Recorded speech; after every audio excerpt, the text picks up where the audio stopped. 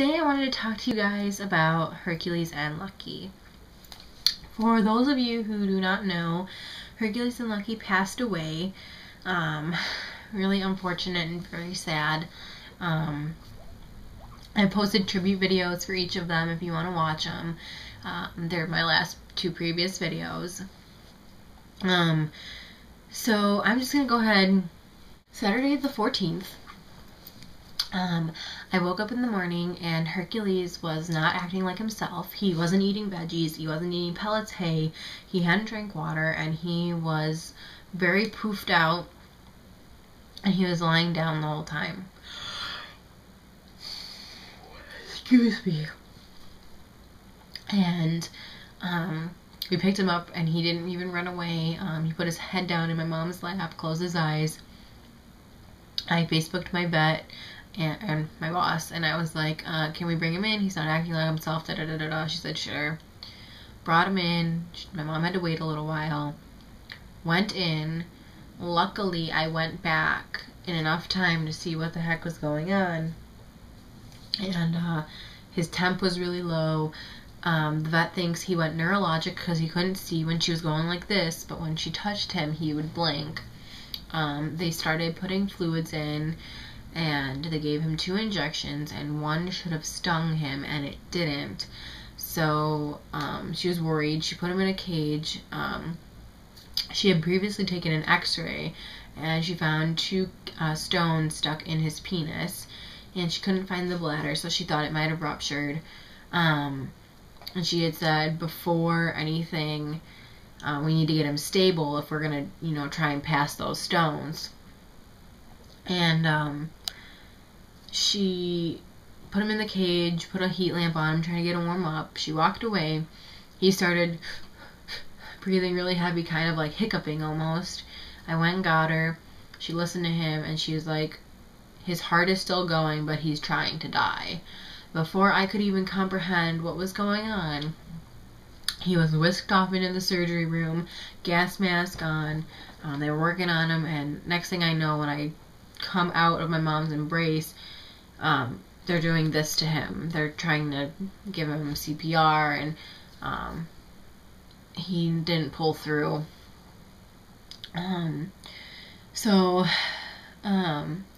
Unfortunately, it was very unexpected, so I think I took it the hardest. They did a necropsy on him, and they found a enlarged lymph node that was really full of bacteria, and that could have been a big factor in why he died. But without doing blood work or anything, we would have never known that this was going on, because he was eating fine, he was drinking, pooping, peeing, running around like a crazy monster. So we would have never known that this was happening. And unfortunately, it had to happen to him in the way it did. And she also said what could have caused the neurological thing could have been a heart attack or a stroke or something. So over the span of the 6 hours from when I went to bed the previous night, something occurred, and it weakened him so much that that bacteria just kind of took over and pretty much killed him. So, we do have a clay paw for him, and we did get him cremated. So then we had to clean out the cage completely, soak it, and do all this stuff to it, and to toss a lot of the old stuff. So Lucky was very depressed. He was in a corner under the blanket. He wouldn't really lie down. He would run away so quickly. And finally he was starting to relax and lie down, and he cuddled up to this stuffed animal guinea pig that I had put in the cage, and just all this stuff that he was doing. And I actually have the nut nibbler that I got him. I couldn't throw it away, so I'm just going to leave it away from the cages. And then Friday the 20th, Monday, that week of the 20th, that Monday, we took Brain and Hercules in for a checkup. Brain and Lucky in for a checkup. and Brain has an ear infection, and I'm going to post a video about giving ear medicine. And Lucky, she found that mass that he had for about 5 months ago that I posted the serious wound care video about. It was back.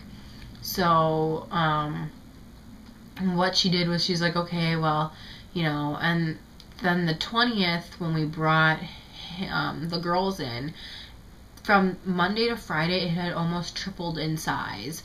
And it was getting really painful for him because he would cry. And you guys know he doesn't have a voice. So he made that kind of raspy noise. So the doctor looked at it and she poked it and not a lot of pus came out. And she's like, this is weird. She's like, I have time for surgery. Do I want to do it? Do I don't? And my parents had said, okay, you know, whatever works. The girls can wait for their appointment. And I brought him out from the treatment area and I said, okay, we're going into surgery, you know, say goodbye, blah, blah, blah. And we were in surgery, and because I was working at that time, so my boss let me watch.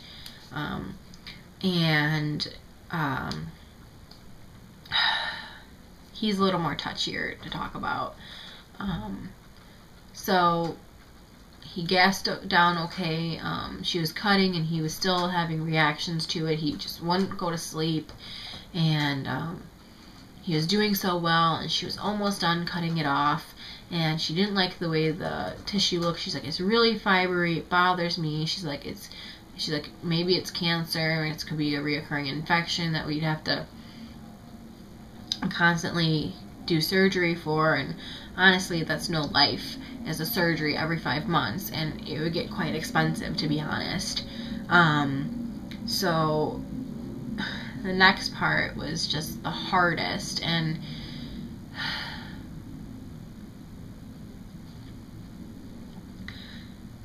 he took a gasp of air,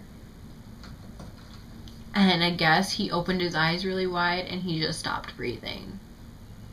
And the vet looked at me and I just started crying immediately, but I didn't have that feeling that I did when Hercules died.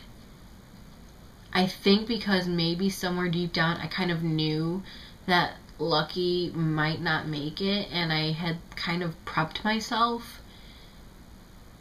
But I went to go get my parents, and as I had left, I guess his heart stopped. The vet tried her best. She gave him 2 different kind of injections from our emergency injection box. She was doing mouth to mouth and CPR, and I guess when I left, he went as well. So he was a little bit harder to deal with. My parents were there. The whole staff had worked so hard with Lucky ever since he was little because of his paws, and a lot of the staff was crying, and the one technician who had done laser before I got the assistant job there, he was in tears, and it was just very hard. And to just lose him 6 days after Hercules, like, I'm sorry, but you guys have no idea how hard this is. It's just, and it just sucks because their birthday is actually the 29th. They would have been 2 years old. They were nowhere near time to die. And the doctor, when she took the mass off after he died, she found another large lymph node. And she's like, whatever they had was probably genetic, or one person had it, like one pig had it and spread it to the other, or they both had it and it just got worse over time, or even it could have been on any of our clothing, or through the window. She's like, a tiny particle could have gotten them sick. And it just kind of sucks because I raised them since they were born. They were my babies, and it's like I had a different connection with them. And Lucky taught me so much, and Hercules too. They just taught me a lot, and it just sucks because right now it's really quiet, and I mean, like, the cage is like taken down and we have to throw it away and put up a new one, and it's just kind of really sad and depressing. And I don't want to bore you guys anymore. I told you what happened, so you understand now. And yeah, we got Lucky cremated too, and we have a clay paw for him. So we're gonna buy them a nice urn and put their ashes together and print out a really good picture, put it in a frame, and put it up on our dresser probably. And I don't know where we're gonna put the clay paws yet. Probably in my room, because all my guinea pigs have always been in my room. So yeah, I don't want to talk anymore. I don't want to make this a really long video. So thanks for watching, guys, and yeah, just I don't really know what else to say, so bye.